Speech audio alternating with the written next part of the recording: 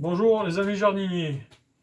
Aujourd'hui, je vais vous montrer comment je sème des choux en godet individuel pour que ce soit plus facile à planter que les racines nues et vous faire voir que à partir de 25 choux de chaque variété participent à l'autonomie d'une famille de 4 personnes pour au moins une année. Vous pouvez voir les choux sur les autres vidéos. En général, ils sont pas mal réussis. Bon, j'ai déjà pris un peu d'avance. Donc là, il y a des choux de Milan,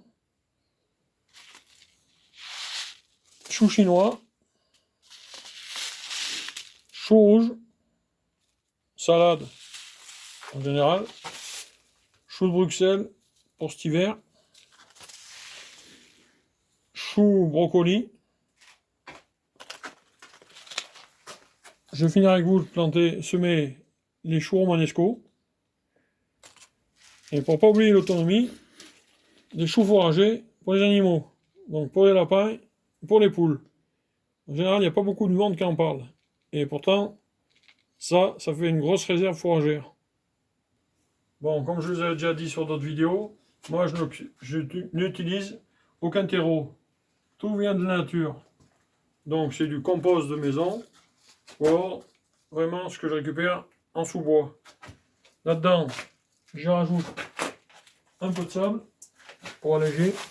Voilà. Après on vient bien touiller ça.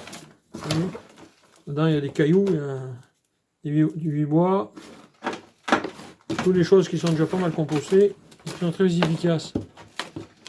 Donc je viens remplir mes godets. À peu près, hop, c'est pour ça que j'ai pris d'avance parce que ça prend beaucoup de temps. Je vous en fais 3 devant vous. Voilà.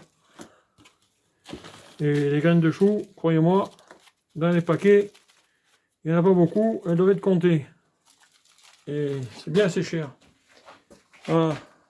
Donc, l'exemple des choux romanesco. Hop. Donc, il est tombé une par terre. Hop, je vais ramasser. Hop. Comme vous pouvez voir,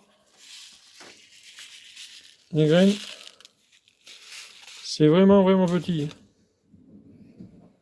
Vous voyez, vraiment pas gros. Donc, je viens récupérer 3 ou 4 graines que je pose dans le godet, un petit peu dans chaque coin, on va dire 4, allez hop, une dans chaque coin. Et tac, tac, il y en a 2 qui sont tombés. Voilà.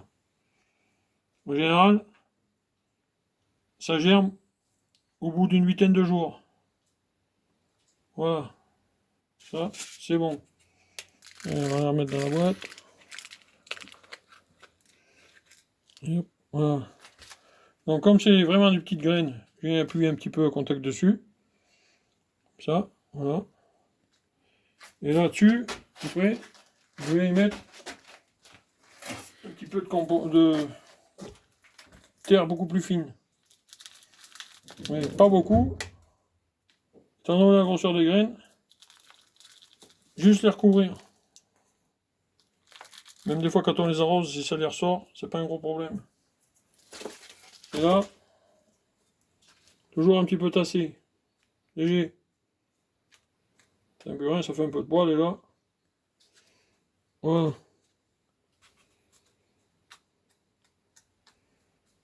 Donc pour me reconnaître, par rapport aux couleurs, je sais ce que je mets dans les godets.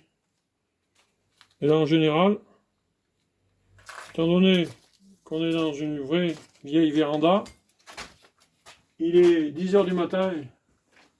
Dehors il doit faire 18-19, ici il y a déjà 25. Je pense que ce soir en plein après-midi il y aura une trentaine de degrés. Donc après. Bon, maintenant on va passer à l'arrosage. Oh, le chou, il faut de l'eau, mais il n'en faut que. Il ne faut pas y noyer. Sans quoi les fleurs, ça va sortir. Et dès que ça sera sorti, en général, ça coule. Si on met trop d'eau, c'est pas bon. Donc pour être en complète autonomie, l'eau, c'est l'eau qui coule du ruisseau à 30 mètres de chez nous. Là. Voilà, donc un léger petit arrosage. Ça, une fois tous les jours, juste pour humidifier. Voilà. Et là, je garantis que dans une huitaine de jours, si le temps continue comme ça, il n'y en a pas pour longtemps pour que ça sorte. Voilà.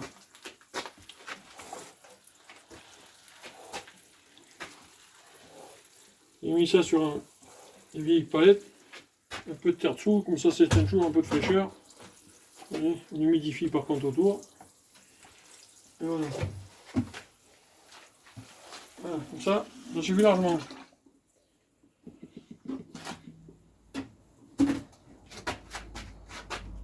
Bon voilà, mes amis jardiniers, si cette vidéo vous a plu, envoyez-moi des commentaires, abonnez-vous, des pouces bleus, ça fait toujours plaisir.